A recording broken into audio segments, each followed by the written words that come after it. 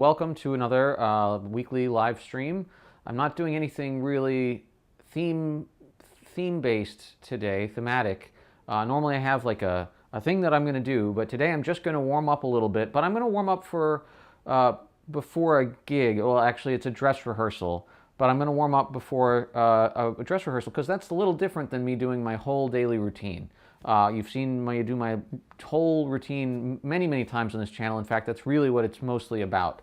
But today I'm going to do a very short, different kind of warm-up that addresses the things that I think I want to make sure are calibrated, if that makes sense, and then leaves me plenty of chops left over to, well, be able to play through what's going to be about a 2.5 to 3 hour rehearsal without much break. So that's a long time, and I want to make it through. And it's the Nutcracker, so it's a great piece, but there's a lot of different playing things in it, and I want to make sure I can do all those things. That's basically it, and I want to make sure I'm warmed up enough, and I also want to get there early. Right now it's 5:30 almost, and I need to be there. The rehearsal starts at 7. I want to be there as close to 6 as I can be. If I do this for much longer than 10 minutes, I won't make it, but I think I can be a little bit late because I'm warming up with you. Normally I'd get there first and then warm up, and I'm already at the venue. But because there's a lot of people involved in a ballet, it's actually better to do a little less warm-up in the hall and a little more warm-up away, because you don't know if you're going to be able to make noise the whole time. A lot of times they get mad at you if you play long tones in the hall while they're trying to set some stuff up and talk to each other. So that's something to consider. But anyway, I'm just going to do my warm-up, and I'm going to get the... Oh, I forgot the chat. I'm going to get the chat up. I think the chat might be what's causing the crashing issues on my stream, but we'll see. If it pulls itself up... Oh, it's not going to just pull it up. That would be too easy.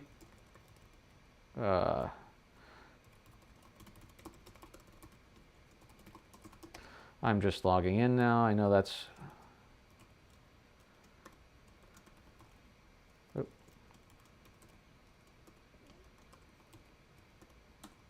Hopefully that's my right login. Nope, not quite. Let's try again. Oh, now I've got it. This has happened before on stream, where I have to look at taxi cabs. And it still didn't work out. Okay, well, we're just going to go without the chat. I guess I could pull it up. Let's see if we can pull it up on the browser, because I just logged in order to change the name of this video. So Restream should be right up there. Yes, it is indeed. And we'll just use the chat from there, and that'll be fine.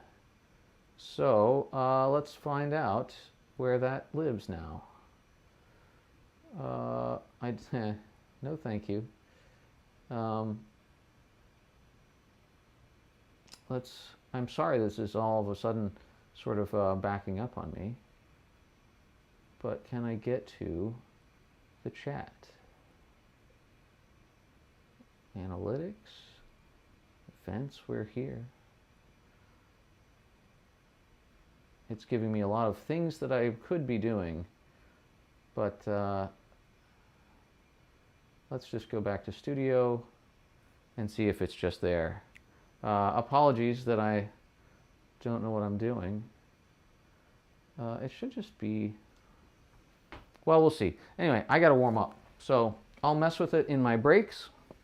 Right now, what I need is a mouthpiece that actually goes in the trumpet. And, oh shoot. I sort of wish... Okay, well,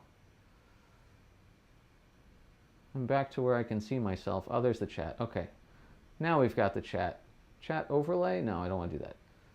That actually, I should do that in the future, though. That's a great way to do it. But okay, I can see the chat now. I unfortunately have to also see me. Maybe I can just move myself away. Yeah, that's much better. Okay. So if you have any questions, ask me. So I'm using that just to get a note, which seems like, why don't you just use a tuner or something? Well, because I don't like my phone to be out when I'm actually doing stuff on the trumpet. I like to. It's too distracting, so it's already hard enough to do this. And here we are, 5 minutes in. I haven't done anything, right? So I'm going to do my big mouthpiece routine very quickly. What am I trying to do? Well, I'm trying to get now that Tom Hooton's new device is out, I can maybe use it a little on stream. This is his new embouchure, and it's incredible. Mine is, unfortunately, I broke it because I used it too much. The new version is, this is the prototype version, and you can't break the new version because I did, and so you're welcome. But anyway, I have to sort of.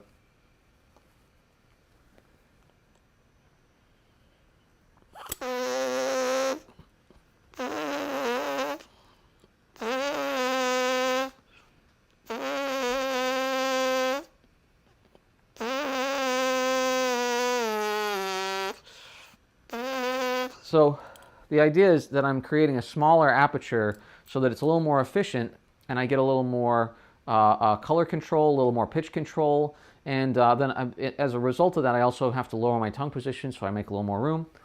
So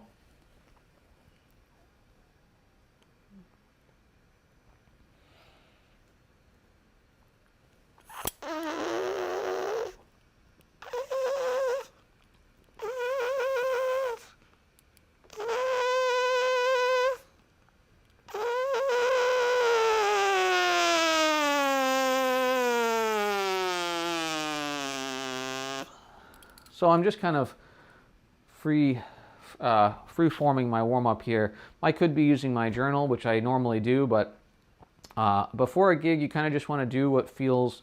Yeah, if you need to do specific things, then well, you probably didn't practice enough this week, right? It's okay to need specific targets like for your playing, and that's what we're doing. We're setting up a smaller aperture, right? That's fine. I know I'm going to do that, but I don't want to say, all right, I'm going to get 18 repetitions on this lick. That's for practice for during the week, right? So. When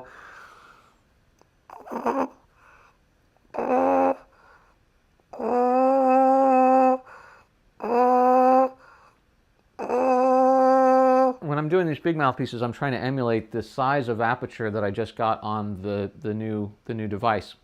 Very small aperture, right? And so it's way too spread right now.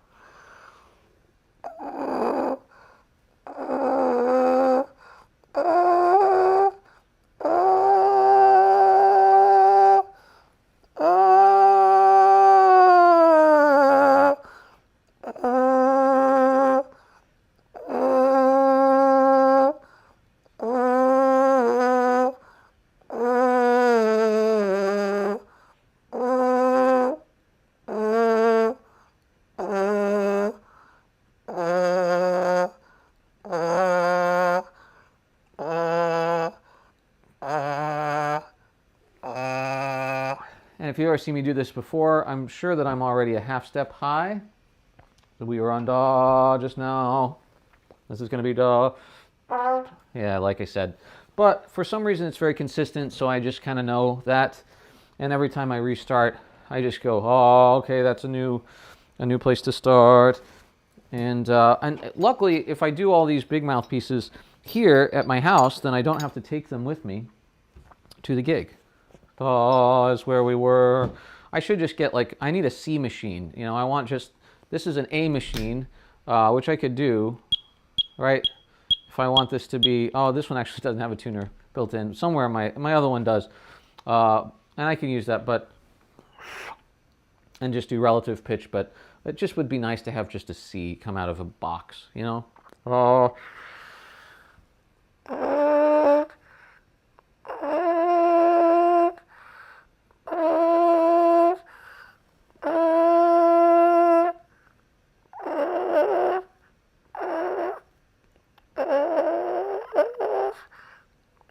So I'm right now. I'm not trying to sound good, obviously, and I'm not trying to match C. I think was. I'm trying to get that aperture set up, and then move some other things other than the aperture to get the pitch that I want. So.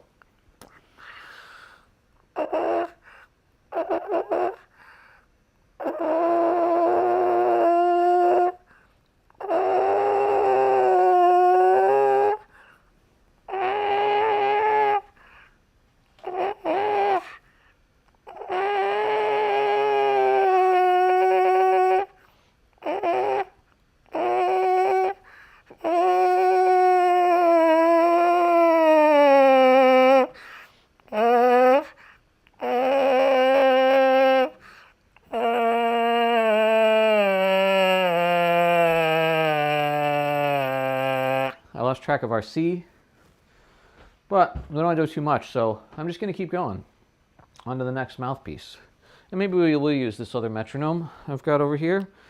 Metro pitch, give me the pitch. No, it was a little sharp again. Again, setting up smaller aperture, whatever my goal is, I want to have a target of getting closer to it in some substantive way, and then I can move into something I actually can do more consistently on the trumpet. So that was da, and this should be ah. Yeah, right, da.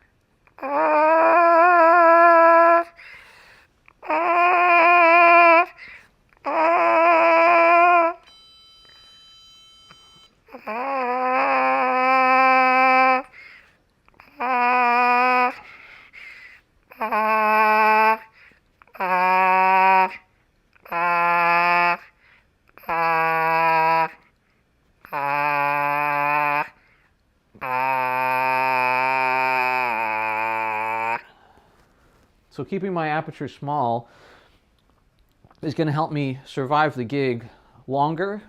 And interestingly, higher volumes, even though a smaller aperture tends to be associated with softer dynamics, the softs will be more kind of in line with where I want to play, but the louder dynamics also will be brighter first and then loud, and so I won't have to pump as much air through because it'll sound louder. And I know that doesn't make sense, but we're gonna fix that almost right now.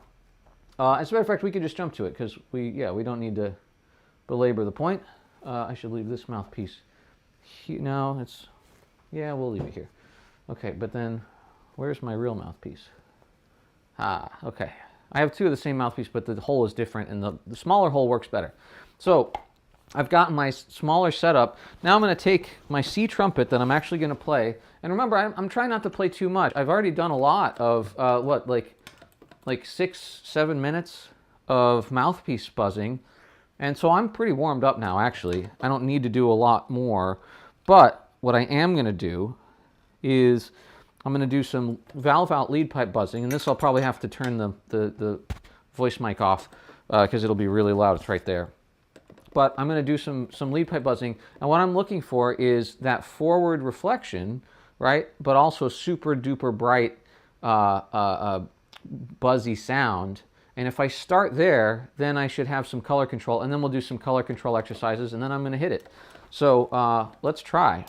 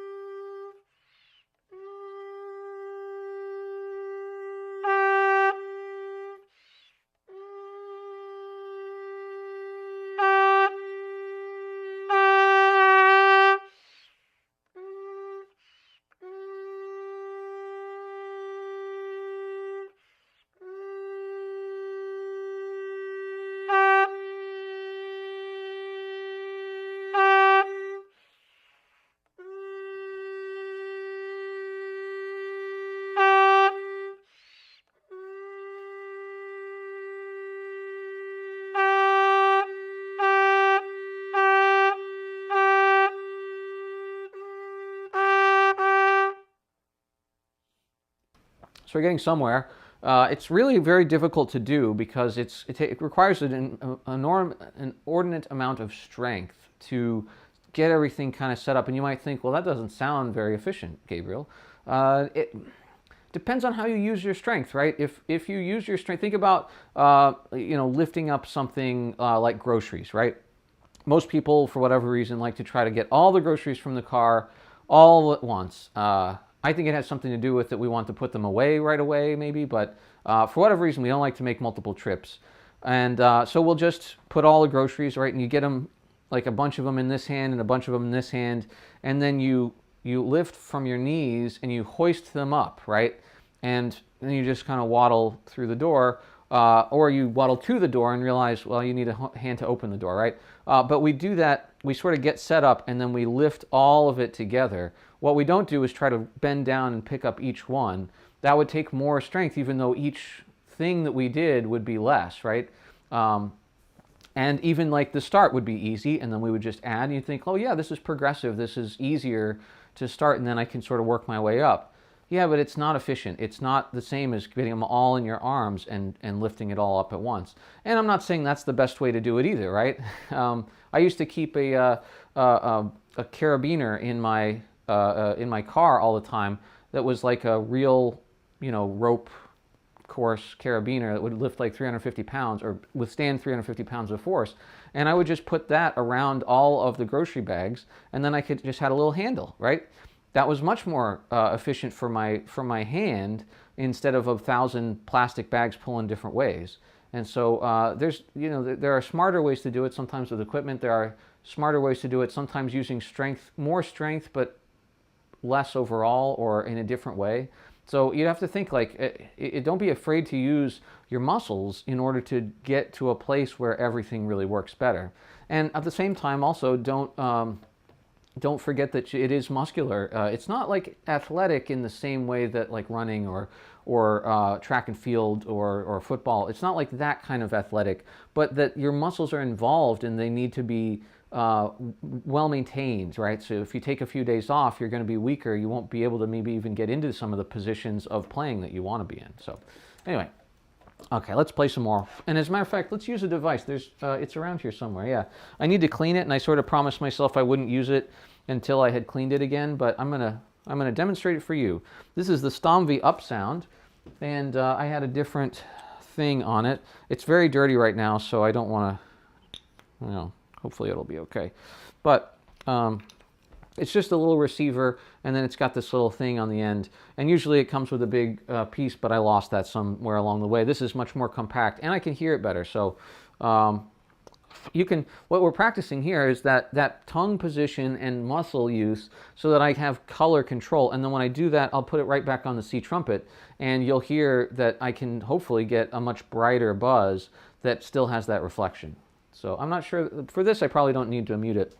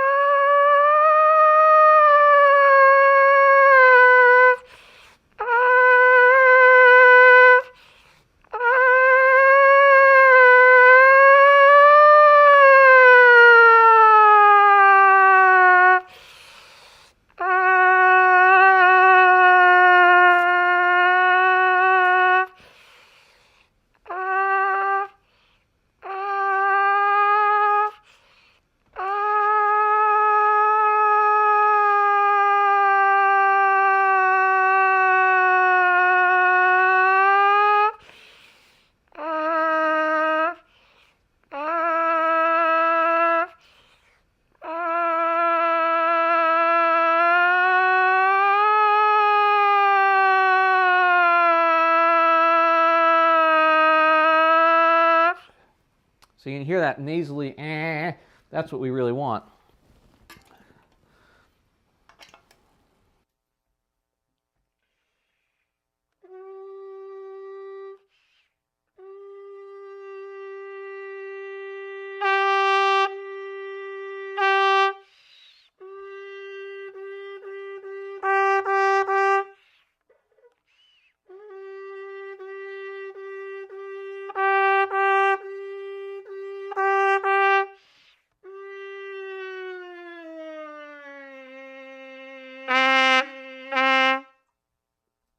So you can hear I got into a much better position way quicker with that up sound than when I was just trying to do it on my own.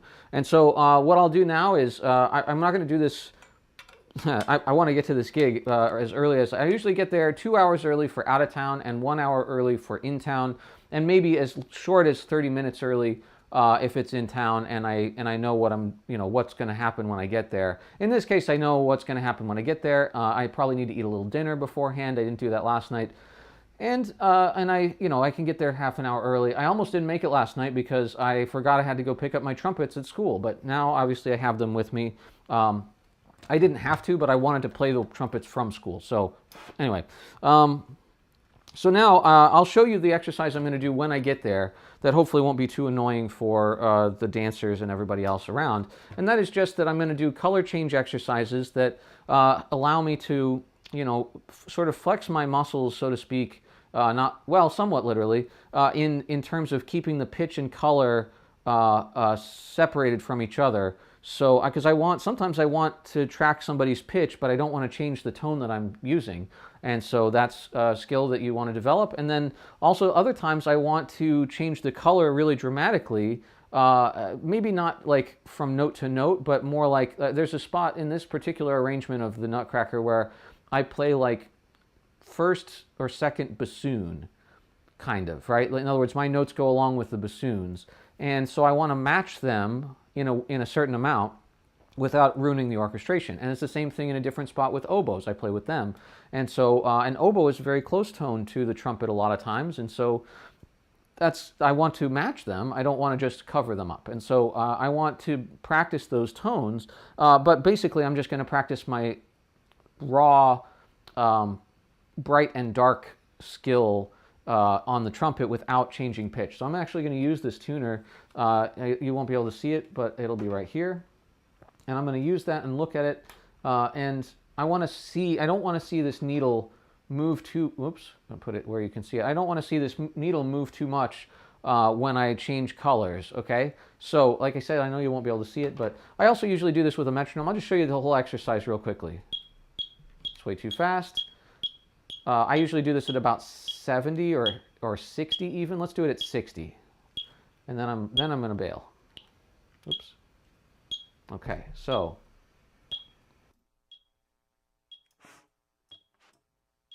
well, first without the metronome, just see if you can play bright and dark, right?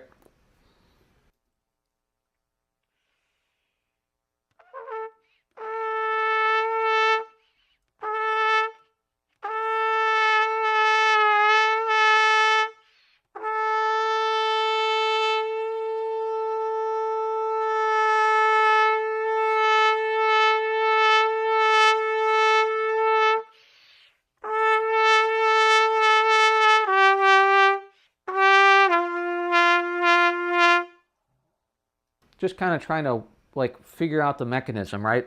And I'm sort of eyeing the tuner to see, is it really bad, or can I go that far? And then when I'm actually in the moment trying to match something, I just have to hear it, and my body knows, like, it'll just go the right amount in the right direction because I've practiced the skill, right? It all happens too fast to calculate it when you're actually doing it in the orchestra. But up until then, I can just practice the largest range that I can so that my body knows how to do it, and then it'll dial it in with my ear, right? So let's do it more with the metronome and more controlled, and I'll keep this tuner in my eye line. Oop, if I can. There we go.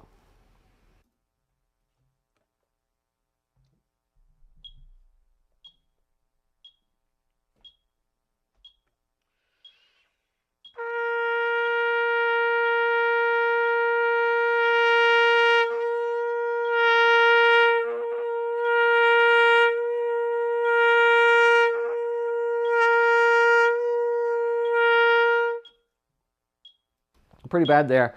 I started off not quite in the right middle position, so one way I was fine, and the other way I was really sharp. The dark side, the dull side, right? So now I got to do better.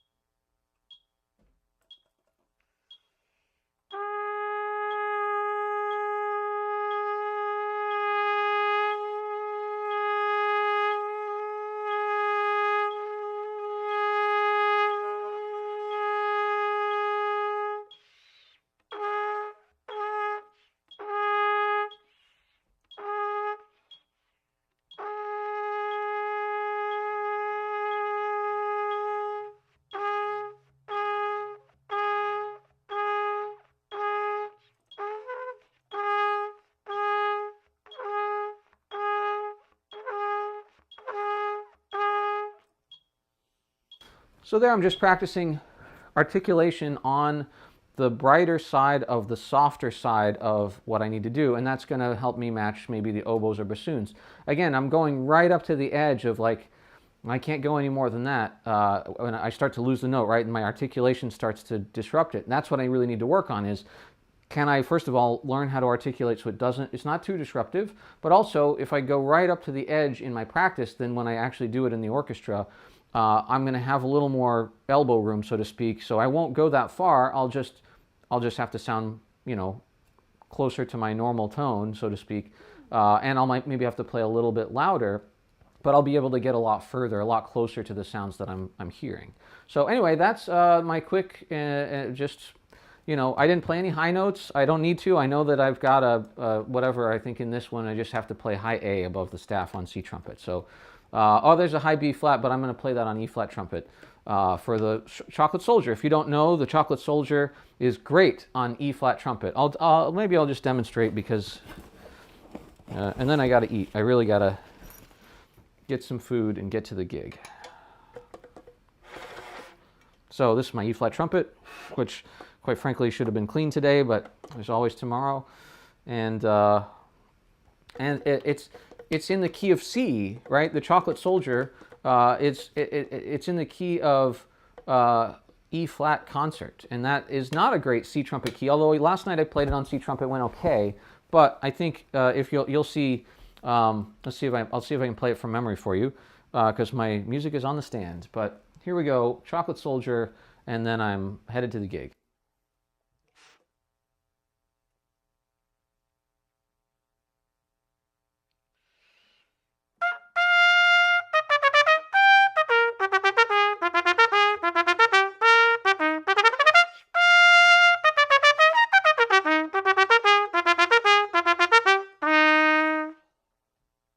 So just a little throwaway version.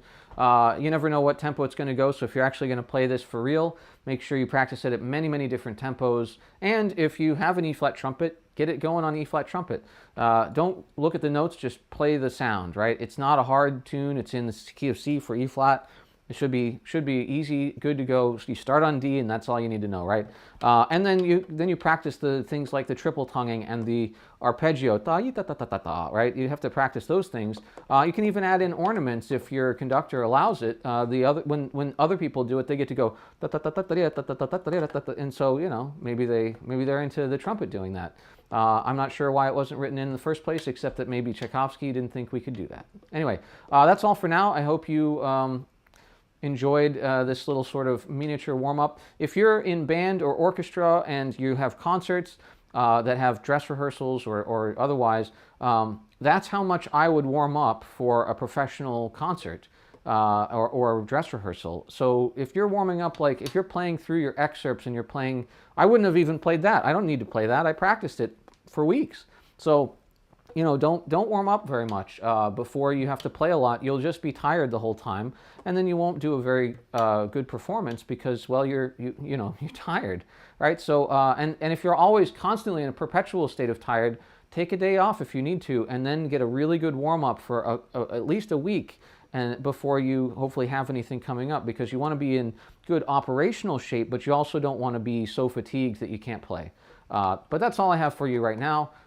Thanks for tuning in, and I will see you next week, I hope. Bye-bye.